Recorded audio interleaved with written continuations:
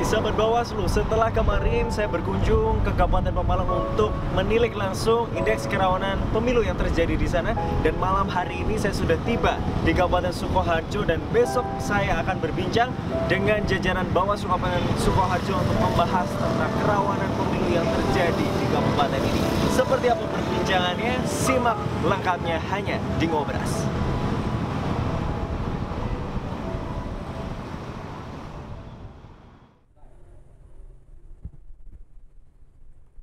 Assalamualaikum warahmatullahi wabarakatuh. Sahabat Bawaslu, berjumpa kembali dengan saya Yusuf Manggala di Ngobras, ngobrol bareng Bawaslu edisi mengupas indeks kerawanan pemilu di pemilihan 2020.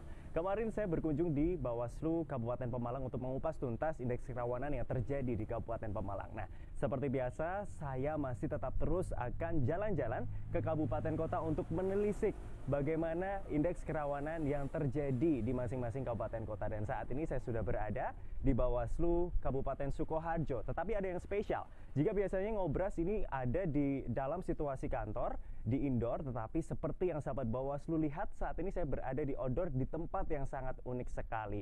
Nah, sahabat Bawaslu pasti penasaran ya di mana saya. Langsung saja kita berbincang dengan narasumber yang telah hadir pada hari ini. Selamat pagi Pak Muladi. Selamat pagi. Apa kabar? Kabar baik, alhamdulillah. Luar biasa baik. Ya, maskernya boleh dilepas. Ya, terima kasih. Ya, karena biar komunikasinya Ya. enak begitu ya. Pak Muladi, Ya. ini saya penasaran. Ya. Bawaslu juga, sahabat Bawaslu yang saat ini menyaksikan, pasti penasaran. Jika Ngobras Bawaslu Provinsi biasanya itu ada di lingkup kantor, begitu ya, formal kesannya. Ya. Tetapi ada yang spesial pada hari ini. Saya mengenakan baju lurik, saya mengenakan juga udang, dan juga berada di kursi yang sungguh etik ini ya. Kalau Ya. kita lihat etik sekali, banyak tatanan kayu di sini. Ini di mana Pak Muladi? Ya, terima kasih. Jadi ini ada di Rumah Budaya. Oke. Ya, ini Omah Simbah. Jadi Omah Simbah ini maknanya leluhur ya. Namanya Simbah itu kata ganti dari kakek. Oke. Kakek ya. Jadi karena ini kakek, maka Omah Simbah merujuk kepada dimensi budaya. Nah, di sini ada di Desa Kragilan, Oke. Kecamatan Mojolaban, Kabupaten Sukoharjo. Jadi ini memang merupakan salah satu bukti dari upaya masyarakat warga Kragilan ini, pemiliknya yang memang berusaha ingin menjaga budaya. Nah, di sini itu tidak hanya untuk mengembangkan budaya, tapi termasuk di sini ada gamelan, kemudian ada set wayang yang memang dirancang untuk kegiatan budaya, termasuk ada kegiatan seni tari untuk latihan menari, kemudian kegiatan masyarakat di bidang seni lainnya yang diizinkan oleh pemiliknya dalam rangka kegiatan uri-uri budaya Jawa khususnya. Oke. Nah, kemudian di sini juga penuh dengan ruang-ruang yang memang kalau kita lihat merupakan kultur dari petani. Jadi ini sebuah bangunan yang joglo, kemudian bangunan dari, kalau dulu namanya kandang sapi atau kandang kebu. Nah, kandang kebu, kandang sapi yang itu mungkin bahannya dari kayu yang sudah puluhan tahun, mungkin bahkan ratusan tahun, yang kemudian dirubah menjadi berfungsi sebagai kegiatan sosial bermasyarakat. Jadi untuk lesehan, untuk duduk, untuk jagongan, wedangan, dan komunikasi antara masyarakat. Ya, kira-kira itu. Jadi manfaatnya luar biasa, termasuk untuk kegiatan-kegiatan diskusi semacam seperti ini. Dan ini santai sekali rasanya, suasananya enak. Di samping kiri kita ini, kalau kita lihat ya, ini sawah ya, dan luas hamparan sawah yang sangat hijau, dan ini pas sekali untuk sahabat Bawaslu yang memang pengen untuk menguri-uri budaya Jawa. Pak Muladi, tapi ini kita asik banget ya berbincang tentang budaya, itu pasti nggak akan ada habisnya dari dimensi budaya. Tapi kita yang pasti hari ini kita akan membahas juga dimensi yang lain, tidak dimensi budaya, tetapi dimensi dalam indeks kerawanan pemilu di pemilihan 2020. Pak Muladi, ini kan selaku anggota Bawaslu Kabupaten Sukoharjo, ini bagaimana perasaannya melihat beberapa waktu lalu, ya kan, di September ya kalau nggak salah, ini IKP dirilis begitu oleh Bawaslu Republik Indonesia. Peringkat berapakah Sukoharjo, dan bagaimana tanggapan Pak Muladi atas hasil yang telah dirilis oleh Bawaslu RI tersebut? Ya, jadi Bawaslu RI memang telah merilis IKP ya, Ya. sebuah sarana pemetaan dan deteksi dini Oke. terhadap potensi-potensi kerawanan dalam pemilihan. Dan itu juga sebuah prestasi Bawaslu RI dilakukan sejak tahun-tahun yang sebelumnya di pemilu-pemilu, bahkan sebelum pemilu 2014. Nah, deteksi dini menunjukkan bahwa Bawaslu Kabupaten Sukoharjo dari beberapa indikator memang terjadi penurunan daripada jika dilihat dari IKP awal tahun 2020. Oke. Hal ini menunjukkan adanya pergeseran. Namun ada satu ciri khas yang masih menonjol, yakni terkait dengan dimensi netralitas ASN. Oke. Jadi di Kabupaten Sukoharjo masih termasuk salah satu dari 56 kabupaten kota yang dianggap dimensinya tinggi, nilainya atau skornya tinggi dari sisi aspek netralitas ASN. Nah, sedangkan dari sisi yang lain, dimensi yang lain memang mengalami penurunan. Mungkin dari sisi penyelenggaraan justru terjadi sedikit kenaikan ya, dari dimensi penyelenggaraan terjadi sedikit penaikan terkait indeks kerawanan pemilihan tahun 2020 edisi 2. Oke, Pak Muladi, ini kan sudah diceritakan gitu singkat tadi ya, walaupun nantinya akan kita bahas secara lebih detail begitu terkait netralitas ASN. Tapi saya mau tahu dulu, ini kan IKP ini didapatnya juga dari hasil jajak pendapat begitu ya. Ada instrumen begitu yang dari Bawaslu disebar ke beberapa lembaga. Nah, itu prosesnya beberapa waktu lalu apakah menemui kendala ataukah berjalan dengan lancar sama seperti tahun-tahun berikut sebelumnya?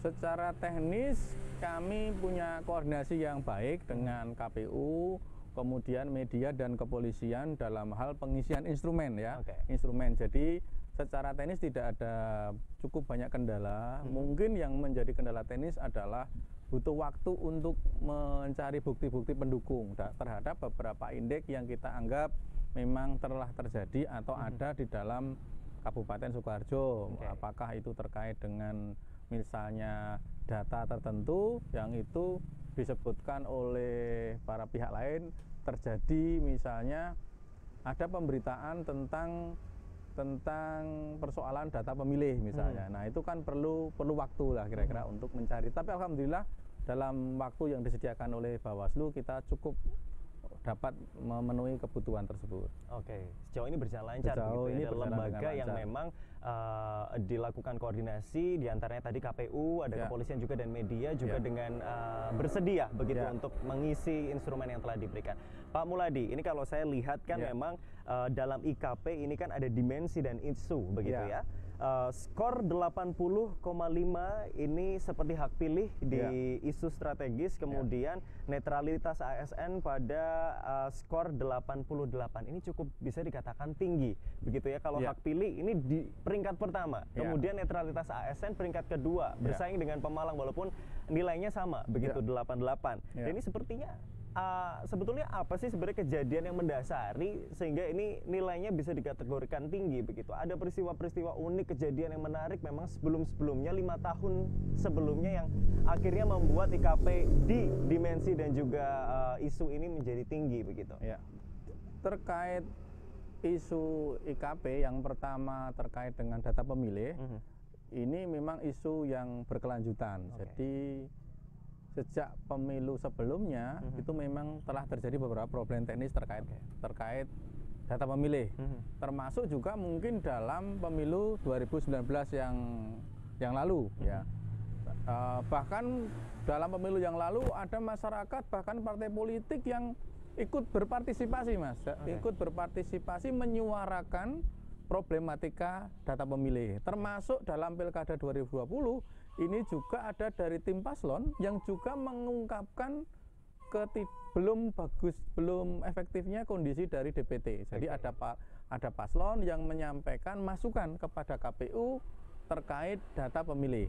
Kemudian ada juga pemberitaan di media khususnya yang digali oleh para wartawan yang menceritakan, menggambarkan kondisi perkembangan data pemilih. Ya, ini yang tentu saja misalnya pemberitaan mengenai ada data pemilih yang belum masuk, ada pasangan yang belum masuk ke dalam DPT. Nah, beberapa macam pemberitaan ini yang kemudian menjadi data yang kami sampaikan ke Bawaslu RI sebagai salah satu problem, beberapa problem terkait dengan data pemilih.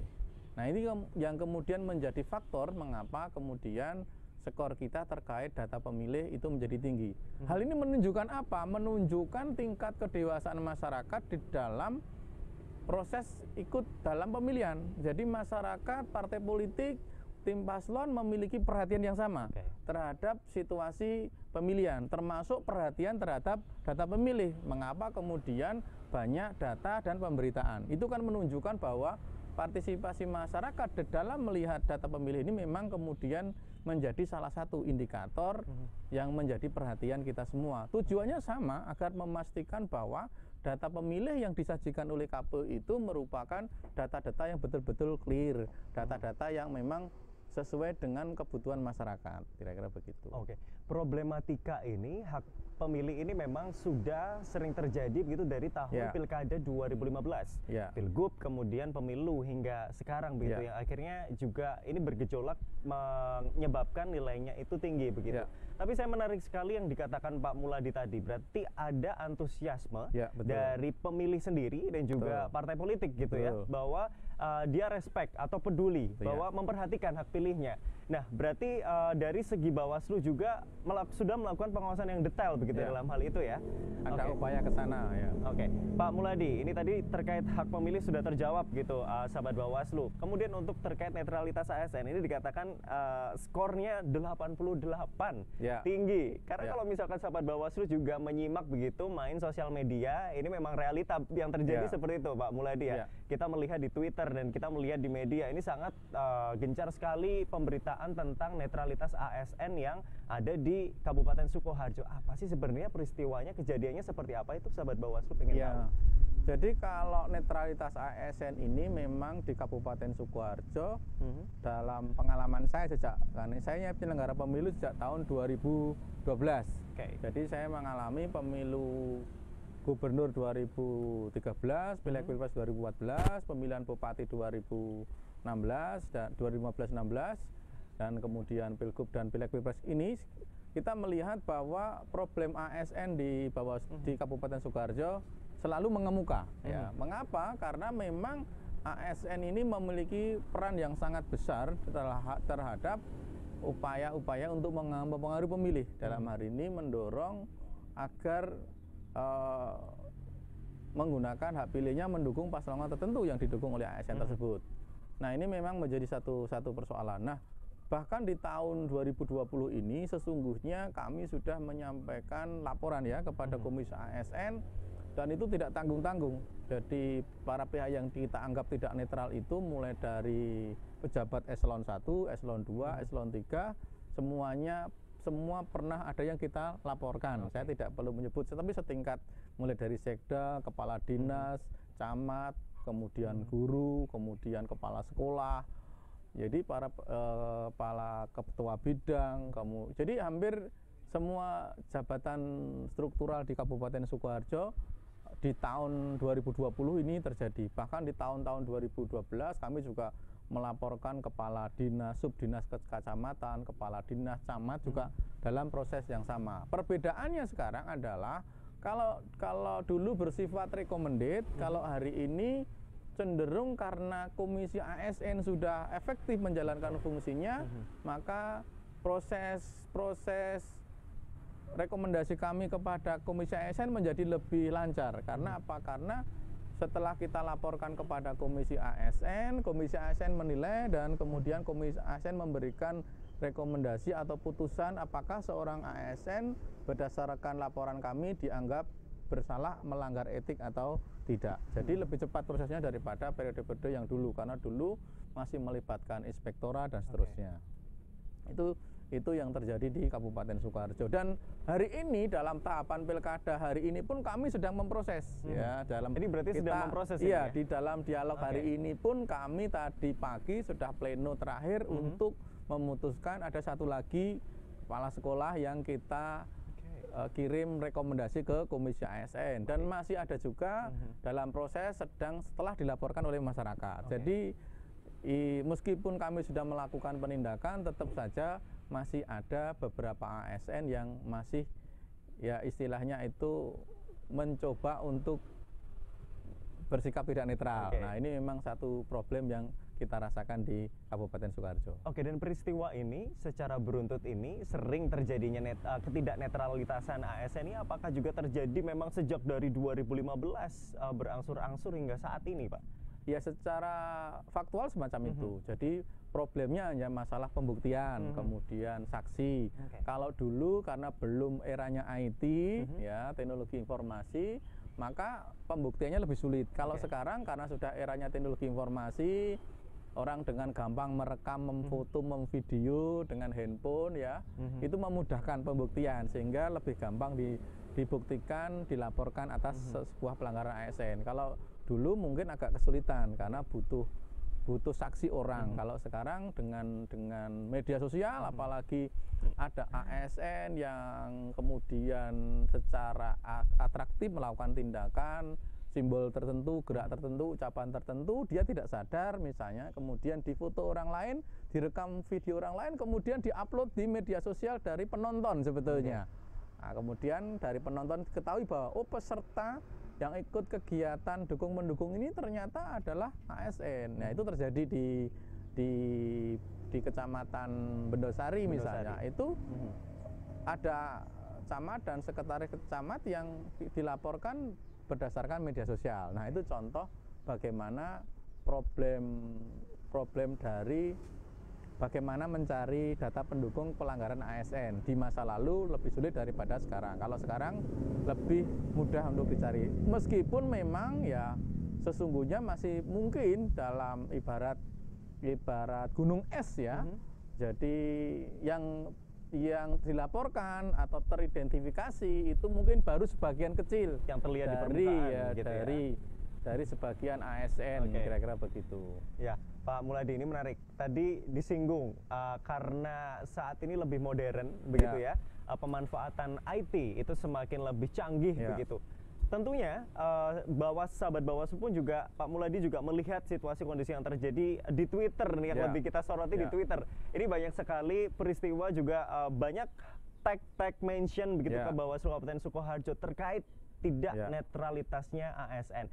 Tanggapan Bawaslu seperti apa? Menyikapi hal-hal semua itu? Apa menanggapi satu persatu balasan-balasan yang ada di Twitter atau udah nanti saja? Nanti kita jawab dengan sebuah rilis atau bagaimana? Terusik nggak itu Bawaslu Sukoharjo melihat kondisi yang seperti itu? Ya, jadi contoh sampel yang saya sebutkan tadi ada Facebook, ya kita tangani. Kemudian terakhir juga ada yang dari WhatsApp, ini juga sedang kita tangani.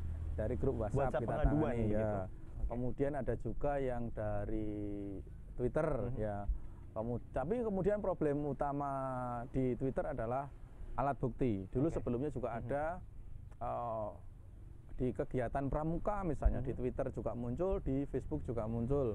Tapi alhamdulillah juga sudah kita tangani, yang bersangkutan juga sudah diberi rekomendasi oleh Komisi ASN. Tetapi secara umum begini, jadi secara umum media sosial di masyarakat itu memiliki ruang untuk menyampaikan informasi kepada kami, tentu akan kita saring, kemudian kita cari data pembanding. Apakah betul bahwa lokusnya di Sukoharjo, apakah betul pelakunya orang Sukoharjo, kemudian apakah kapan kejadian tersebut dan seterusnya, itu tetap akan kita gali. Yang paling sulit adalah menggali apakah betul yang bersangkutan memang ASN yang berdinas di mana, kemudian petugas di mana, kemudian dia melakukan tindakan atau perbuatan apa. Nah, ini memang kadang-kadang butuh, karena kadang-kadang kita meminta informasi itu tidak gampang.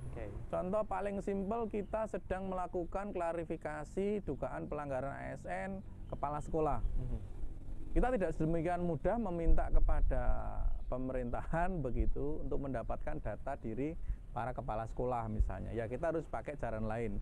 Tapi sekali lagi teknologi informasi itu membantu, karena dengan Google kita bisa mencari searching nama ini, begitu dicek terkoneksi kepada satu sistem jaringan nasional di pemerintahan, sehingga kemudian tercapture, oh memang betul bahwa ada orang ASN dengan NIP ini dan seterusnya.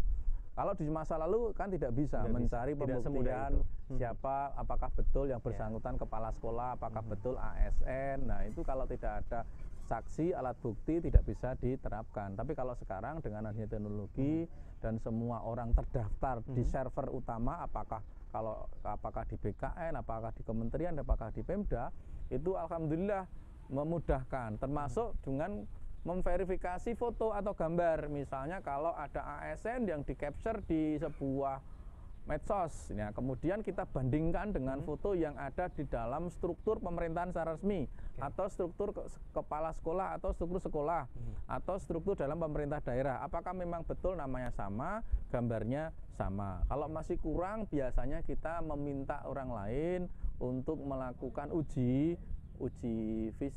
fisik misalnya.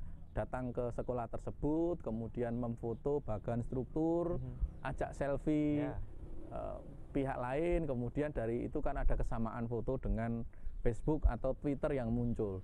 Nah yang kadang memang agak memberatkan itu ada laporan dari masyarakat yang kadang begitu gamblang diceritakan tetapi sulit untuk diperjelas. Karena apa? Kadang kamera ini tidak support ya. Benar. Begitu kita zoom, gambarnya nggak jelas. Nggak jelas, sudah ini buram begitu. juga menjadi kendala. Kami tidak bisa memastikan bahwa oh ini memang ASNA karena begitu kita zoom gambarnya menjadi pecah sehingga kemudian tidak bisa diidentifikasi ya, atau diverifikasi. Itu contoh juga kendala. Meskipun teknologi membantu, tapi terkadang juga kapasitas dari handphone user juga sangat menentukan, sehingga kadang-kadang tidak bisa untuk dipastikan bahwa oh ini memang betul-betul terlapor dibandingkan dengan foto asli misalnya, kok agak jauh. Apalagi namanya sekarang ya, gambar-gambar itu kan mirip. Kami bukan penyidik polisi yang bisa memberikan otentitas ya, atau identifikasi dengan pendekatan penyidikan. Sementara kami ini sifatnya general ya, sifatnya lebih simpel, melihat membandingkan dari data-data yang kita miliki atau mencari dari sumber-sumber lain. Kira-kira begitu. Pak Muladi, tadi disinggung sama Pak Muladi, sahabat Bawaslu, begitu susahnya meminta data. Tadi sempat seperti itu ya. Saya mau tanya, apakah Bawaslu Sukoharjo juga sudah terbuka dengan data? Apakah PPID-nya sudah berjalan, Pak Muladi? Ya. Alhamdulillah kami dalam batas-batas yang diatur menurut ketentuan yang berlaku di Bawaslu, mana dokumen yang boleh dipublikasikan ke publik, mana yang tidak, serta di setiap lembaga publik ini kan memiliki batasan masing-masing ya, termasuk di Kabupaten Sukoharjo mengikuti batasan yang diatur oleh Bawaslu RI. Dalam satu periode penilaian di tahun 2020, menurut Komisi Informasi Jawa Tengah, Bawaslu Kabupaten Sukoharjo dalam verifikasi awal termasuk kategori sangat baik dalam kategori informasi publik. Alhamdulillah. Dari 34 kabupaten kami termasuk kategori sangat baik, dan itu artinya menurut Komisi Informasi kami termasuk lembaga publik yang baik dalam melayani keterbukaan informasi publik. Siap, berarti kalau sahabat Bawaslu ingin data begitu ya, bisa silakan saja langsung berkunjung di PPID Bawaslu Kabupaten Sukoharjo. Pak, kembali ke problema IKP tadi ya, hak pilih dan juga netralitas ASN. Disebutkan memang ada terjadi permasalahan di DPT ketika melakukan pemilihan atau pemilu begitu, dan juga ada netralitas ASN yang begitu banyak laporan dari masyarakat. Kemudian upaya dari Bawaslu sendiri apa? Bawaslu Sukoharjo ketika hal itu dinyatakan tinggi terkait tentang DPT, apakah ada himbauan kepada KPU? Kemudian di netralitas ASN, apakah ada semacam surat himbauan juga, ketegasan kepada ASN di Sukoharjo dengan rakor atau mungkin himbauan? Apa itu upaya yang sudah dilakukan oleh Sukoharjo? Ya, pertama Bawaslu mengundang Komisi ASN, Pak. Sudah pernah berarti? Jadi kami menghadirkan komisioner Komisi ASN untuk memberikan penjelasan mengenai regulasi netralitas ASN yang itu dari pejabat eselon 1 dan eselon 2. Sebetulnya kita ingin melakukan lagi dengan pejabat eselon 3 dan ke bawah, tetapi karena pandemi sehingga kemudian kita tidak bisa menyelenggarakan lagi yang sosialisasi netralitas yang kedua. Tapi akhirnya kita selenggarakan dengan cara daring. Jadi kita menyelenggarakan kegiatan sosialisasi netralitas ASN dengan cara daring, dan itu juga dengan mengundang Komisi ASN juga. Jadi Komisi ASN kebetulan salah satu komisionernya juga mengisi secara daring. Jadi kita 2 kali mengadakan sosialisasi. Kemudian kita juga menyelenggarakan program ngulik ya, obrolan unik seputar pilkada dengan tema netralitas ASN. ASN kita juga lakukan. Ya. Kemudian kita juga memberikan surat himbauan kepada Bupati, kemudian kepada Polres dan pimpinan TNI agar membuat surat edaran kepada kepada jajaran di bawahnya mengingatkan tentang netralitas ASN. Kemudian di kecamatan kami juga menugaskan kepada Panwasjam untuk menyampaikan surat edaran netralitas kepada jajaran tingkat kecamatan ya, sampai kemudian kepala sekolah, kemudian yang ada di desa atau kelurahan. Begitu juga kegiatan kita menyampaikan flyer ya, flyer himbauan netralitas. Begitu juga kita sekarang sedang menyiapkan 12 baliho titik informasi tentang netralitas ASN dan berbagai macam kampanye netralitas ASN di media sosial yang kita miliki. Itu yang terkait dengan netralitas ASN. Dan tentunya adalah penanganan penindakan terhadap sekecil apapun dugaan atau informasi netralitas ASN itu sendiri, dengan harapan bahwa memastikan pada publik bahwa Bawaslu Sukoharjo concern terhadap pelanggaran netralitas ASN, tentu dengan ketercukupan bukti dan saksi, kira-kira begitu. Terkait dengan DPT, kami sudah beberapa kali menyampaikan saran himbauan perbaikan terkait dengan DPT. Kemudian kami juga melakukan validasi, verifikasi hasil A1 KWK atau DPS yang sudah diberikan oleh KPU. Kemudian kita juga langsung melakukan validasi kembali, kemudian kita kirimkan surat saran perbaikan. Bahkan terakhir kami sudah melakukan pengecekan terhadap beberapa potensi data pemilih ganda, NIK ganda, nama ganda, kemudian KTP, alamat ganda dan seterusnya. Kita juga sudah sampaikan saran perbaikan kepada KPU. Kemudian yang tidak ketinggalan, kita juga mengecek data-data yang mungkin agak di luar kewajaran. Misalnya ada satu penduduk dengan kakak isinya 11 orang misalnya. Nah, kesebelasan itu ada ya? yang 9, 8. Nah, kemudian kita melakukan penelusuran bersama KPU. Jadi kita ajak KPU, kami mau verifikasi, monggo kita hadirkan KPU, kita cek bersama. Misalnya kemudian ada contoh, ya ada yang memang betul, ada juga yang terbukti misalnya ada satu kakak isinya 9, tetapi yang 3 itu sesungguhnya sudah menikah. Ada yang sudah menikah, harusnya sudah pindah, ya? Pindah ke desa lain atau kabupaten lain. Itu yang terjadi. Harusnya sudah tidak masuk DPT, tetapi mungkin dari sisi petugas PPDB hanya menginput data berdasarkan KK, padahal KK sendiri mungkin KK lama yang belum dipecah. Kemudian yang terakhir kita juga sudah bekerja sama dengan Dinas Pendidikan dan Dinas Capil ya, Disduk Capil, bahwa masih ada 4.000 lebih sedikit ya warga Sukoharjo yang belum rekam EKTP. Ya, belum rekam ini Mas problemnya. Karena belum rekam, padahal pemilihan itu dasarnya adalah orang yang sudah memiliki EKTP dan terdaftar di DPT. Kalau terdaftar di DPT itu syaratnya pasti sudah punya EKTP, kemungkinan semacam itu. Tapi ketika ada 4.000, ini berarti potensial nanti dia tidak bisa menggunakan hak pilih. Sehingga kita dorong, kita bersama-sama dengan KPU, bersama dengan Discapil, kecamatan dan kelurahan agar mendorong proses rekam terhadap calon pemilih ini yang belum rekam, termasuk pemilih pemula. Bahkan informasi terakhir kita koordinasi dengan Des Pilkada. Dalam pertemuan tersebut terungkap bahwa sebanyak 31 pemilih yang berusia 17 tahun pada tanggal 9 Desember itu masih ada 9 orang anak yang belum rekam. Sehingga 9 ini kita dorong dicari kembali untuk dipastikan bahwa dia bisa rekam sehingga bisa menggunakan EKTP. Bahkan dengan diskusi dengan Discapil,